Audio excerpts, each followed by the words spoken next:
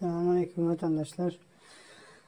7. Mart dün akşam Təzi Türkmenistan'ın meclisinde terörist, cinayetçi Topor'un cezalandırma şartlarına göz attılar ve buna doğru biz koşuluyoruz. Halkımız öyle. Yine de şu yerde etmek istediğim bu cinayetçi Topor'un özünü avcı deyip oylayanı için bunlara yüz vermek isteyen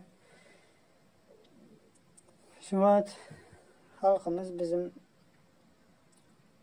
avcı, siz av oldunuz. Yani bizim avlıklarımız şu an